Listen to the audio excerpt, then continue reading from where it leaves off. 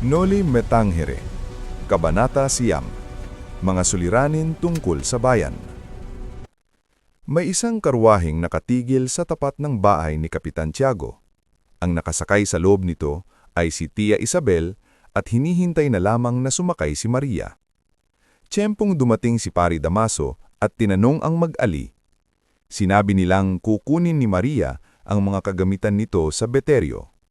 Ang ganito ay hindi minamabuti ng pari. Bumubulong-bulong na nagtuloy siya sa bahay ni Tiago. Ang pagbubulong-bulong ng pari ay inaakala ni Isabel na mayroon itong minememory ang sermon.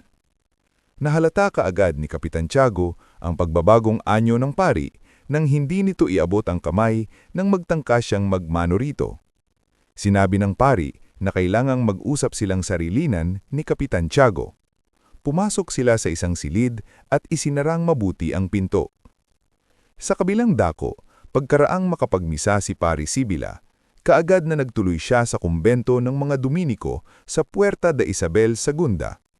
Dumiretso siya sa isang silid at tumambad sa kanyang paningin ang anyo ng isang matandang paring may sakit.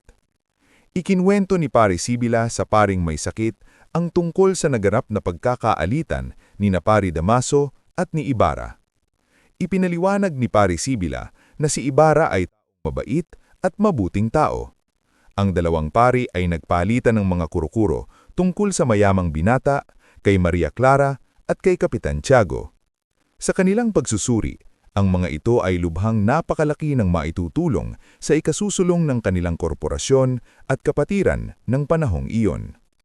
Sa paniniwala ng may sakit na pari, dahan-dahan nang nawawala ang kanilang mga kayamanan, lalo na sa Europa, dahil sa pagtaas ng buwis na nagiging dahilan ng pagkawala ng kanilang mga ari-arian.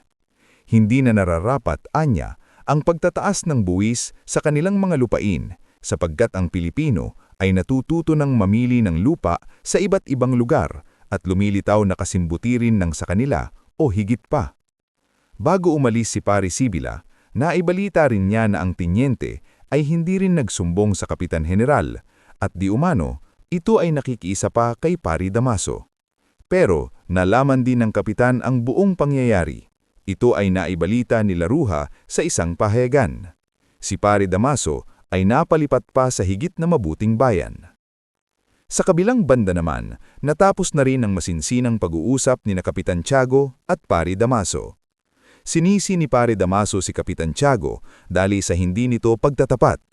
Binalaan pa niya ang kapitan na kailanman ay huwag itong magsinungaling sa kanya, sapagkat siya ang inaama ni Maria Clara. Pag-alis ng pari, kaagad niya pinatay ang mga ipinatulos na 2 kandila kay Maria na patungkol para sa maluwalhating paglalakbay ni Ibarra patungong San Diego.